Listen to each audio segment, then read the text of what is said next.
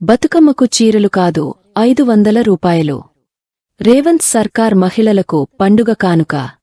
మహిళలకు రేవంత్ సర్కార్ bumper offer ప్రకటించనుందట.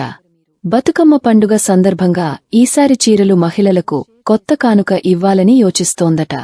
ఆ వివరాలు తెలుసుకుందాం. తెలంగాణ మహిళలకు రేవంత్ సర్కార్ బతుకమ్మ కానుక ప్రకటించనుంది. అయితే ఈసారి చీరలకు బదులుగా 500 రూపాయలు ఇవ్వాలని సంబంధిత వివరాలు కూడా పరిశీలించింది. ముఖ్యంగా బతుకమ్మ అంటేనే తెలంగాణ రాష్ట్ర పండుగ. తెలంగాణ కాంగ్రెస్ ప్రభుత్వం ఏర్పడినప్పటినుంచి మహిళలకు పెద్దపీట వేస్తోంది. ఈ నేపథ్యంలో వారికి మొదటగా ఉచిత బస్సు సౌకర్యాన్ని ప్రారంభించింది. ఆ తర్వాత 500 రూపాయలు సిలిండర్ కూడా ఇచ్చింది.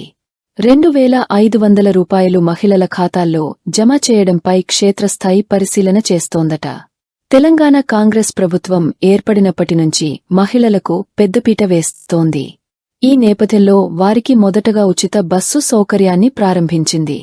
ఆ తర్వాత 500 రూపాయలు సిలిండర్ కూడా ఇచ్చింది. 2500 రూపాయలు మహిళల ఖాతాల్లో జమ చేయడంపై క్షేత్రస్థాయి పరిశీలన చేస్తోందట. 500 రూపాయలు లేదా ఆపైనా అందించేలా కసరత్తు చేస్తోందట. ఎందుకంటే గత ప్రభుత్వం అందించిన బతుకమ్మ చీరలలో నాణ్యత కొరవడిందనే వార్తల నేపథ్యంలో ఈ నిర్ణయం తీసుకుందట. ఈ నగదును మహిళల ఖాతాల్లో జమ చేయడానికి రేషన్ కార్డును ప్రతిపాదికను తీసుకునేలా పరిశీలిస్తోందట. వారి చేతికి ఇవ్వాలా అని కూడా పరిశీలన చేస్తోందట. స్వయం సంఘాల సభ్యత్వం ఆధారంగా ఈ కానుక ఇచ్చేలా ప్రయత్నిస్తోందట. మరో 3 రోజుల్లో ఈ విషయంపై క్లారిటీ వస్తుంది. అయితే ఇప్పటికే చేనేత వారికి కూడా చీరలకు ఆర్డర్ ఇచ్చినట్లు తెలుస్తోంది. ఇది చేనేతకు ఉపాధి అందిస్తోంది. నిర్మల్, సిరిసిల్ల, పోచంపల్లివారు ఈ చీరలను నేస్తారు. వారికి ఉపాధి కల్పించడంలో భాగంగా బతుకమ్మ చీరల ఆర్డర్ ఇచ్చేవారు.